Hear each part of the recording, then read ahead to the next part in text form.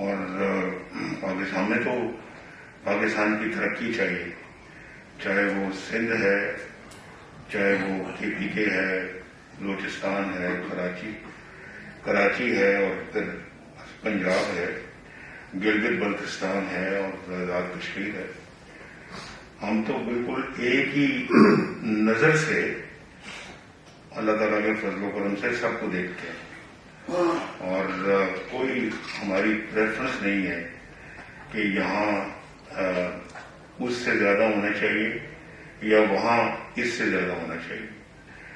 ہم نے اللہ کے فضل و کرم سے جو گلگت بلتستان کے لیے بھی بڑے منصوبے بنائے ہیں، اور آپ کو شاید سن کے حیرانگی ہوگی کہ گلگت بلتستان کا بجٹ جو ہے وہ میرا خیال ہے کہ چند ارب روپے ہے، یا تھا جب میں تھا، ابھی آج کل کا مجھے پتہ نہیں ہے، کیونکہ آزاد کشمیر کا بھی 6-7 ارب ہوتا تھا، تو گلگت بلتستان کو اس سے بھی کم ہوگا۔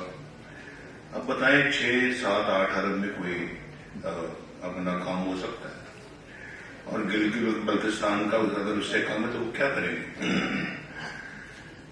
ایک جو تھی وہاں پہ ٹنل، لواری ٹنل، اس کا ذکر ہم 1972 سے سن رہے تھے کہ یہ وہ ٹنل بنانی ہے وہاں پہ، تو کیونکہ بہت ایکسیڈنٹس ہوتے تھے، بہت اونچائی پہ تھی وہ سڑک، اس کو بائی پاس کرنا تھا، تو وہ پچھلے 50 سالوں سے ہی سڑک بن رہی تھی، ٹنل بن رہی تھی، لیکن کچھ بھی نہیں بن رہی تھی، اس کا کام نہ ہونے کے برابر تھا۔ تو ہم نے آ کے اس کو میرا خیال ہے کہ 40-50 ارب روپیہ دے کے اس ٹنل کو مکمل کیا۔ آج اللہ تعالیٰ کے فضل و کرم سے وہ ٹنل چل رہی ہے، اور لوگ اس سے فیضیاب ہو رہے ہیں، بڑے خوش ہو رہے ہیں لوگ وہاں پہ۔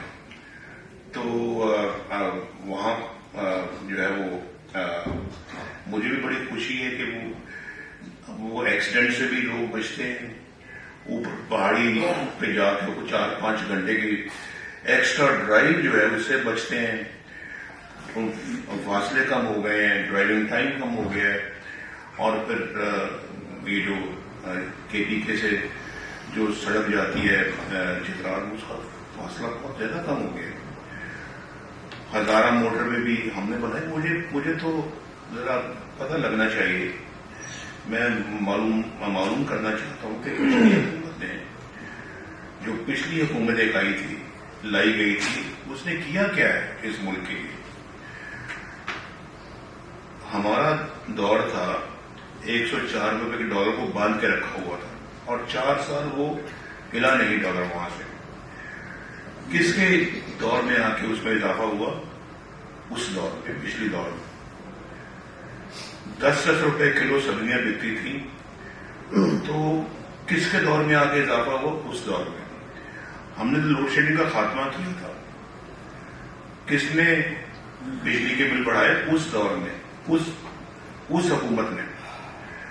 شہباز صاحب کے اوپر تو الزام ہی آتا ہے نا، انہوں نے ٹیک اوور کیا ایسے حالات میں جب ملک عملاً ڈیفالٹ کر چکا تھا، پاکستان کی معیشت کا بالکل بٹا بیٹھ گیا۔